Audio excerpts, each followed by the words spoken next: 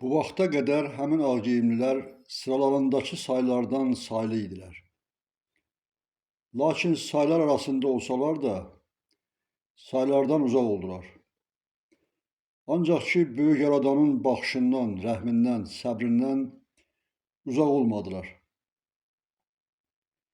İlkdən ilk idilər, ilkinə müqəddəsliyinə qayıdan olsunlar. Səbrimdə, mehribanlığımda ilkinə qayıdan olsunlar, deyə böyük Yaradan özlüyündə qərar verdi. An anında, müddət müddətində keçirdi və cəm məkanlar, cəm kainatlarda biri-biri ilə həmahəng hərəkətində davam edirdi.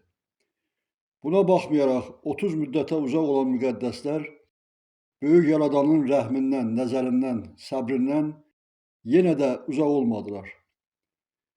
O ana qədər kainatlarda hər bir məkan öz məkanında məkanlı, hər məkan özlüyü ilə, özünə məxsus rəngdə idi. Cəm yaranışlar böyük Yaradanın əhatəsində, baxışında, işığında, cəm məkanlar biri-biri ilə ahəng hərəkətində, onun baxışında bir hərəkətdə davam edirdi.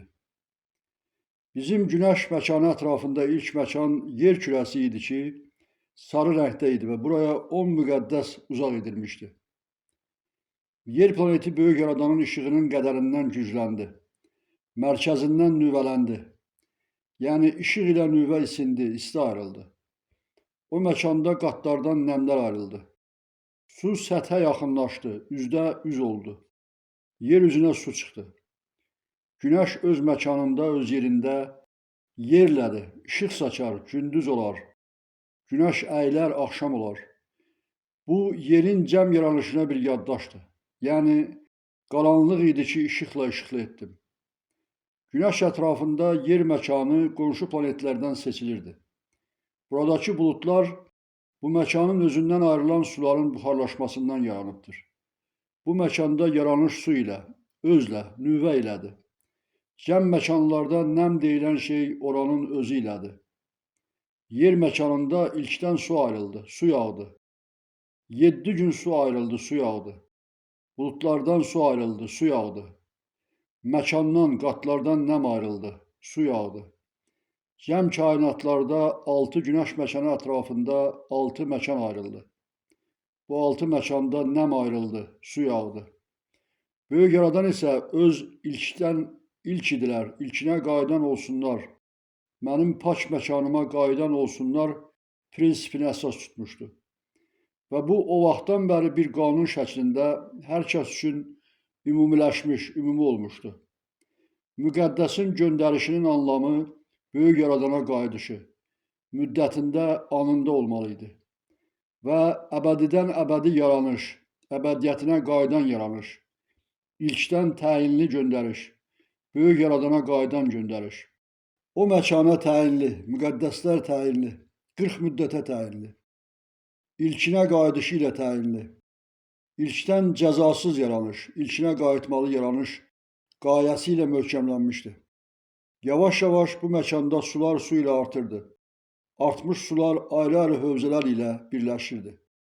40 müddətə uzaq olmuş o müqəddəslərin hər biri bir adda adlı idilər. Böyük Yaradana qayıdış öz müddətində, anı ilə olmalı idi.